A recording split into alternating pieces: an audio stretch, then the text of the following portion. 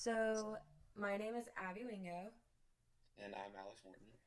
and this is our project. So, we chose to go the pop culture route, and we're using data from the NFL cumulative statistics. And we wanted to see if we could predict the outcome of NFL games better than the sports experts. And so, in the file that was given to us, there was a variable called the line, and the line is used for betting in football, and the line is the predicted point difference of the game. And so, we wanted to see if we could create a model to predict that point difference better. So, what did we do? So, our main question was, can we create this model that better predicts point differentials for betting in the NFL? And obviously, football is very unpredictable, so predicting an outcome like that is essentially impossible to do every single time. And while that's true, there are certain statistics like we use from the files that could potentially improve the line used for betting in the future.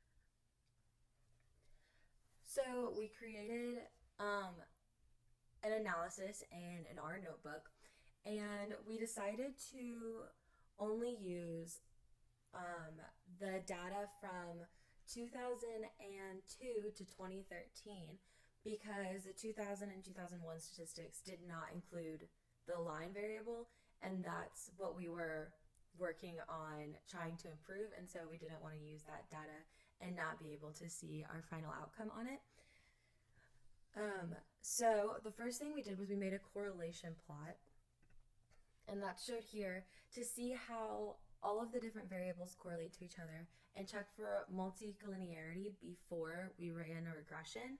And so, as you can see, we found that there were a few metrics that had really strong correlations.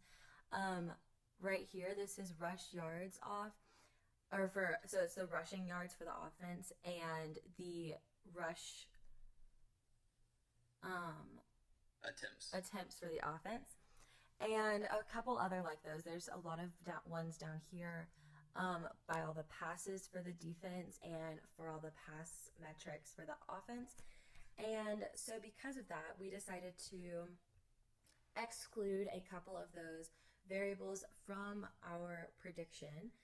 And we created a model through multiple linear regression to see which variables were the most significant in determining the point difference at the end.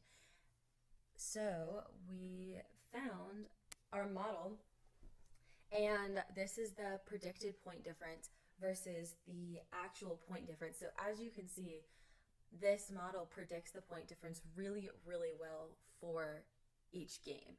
Obviously, there's a little variation up and down below the line, but in general, our model fits this data really well.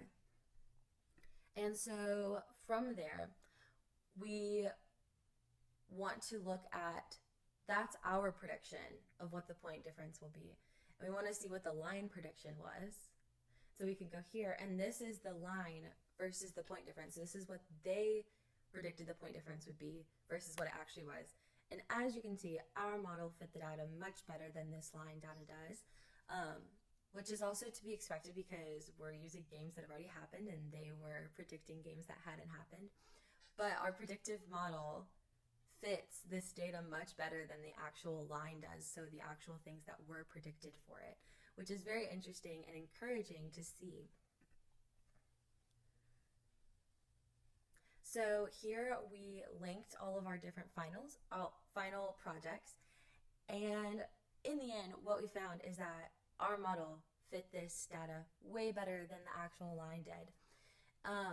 And so obviously there are some things that are not fully thought out yet. It's hard to think out every possible like improvement and outcome in 24 hours, but we did the best that we could. And the goal is that we can use this data to help better predict the line in future games by plugging in statistics from each team's game and seeing what the predicted point difference is, which would hopefully be the line and the true outcome of each game. Thank you for looking at our project. Thank you.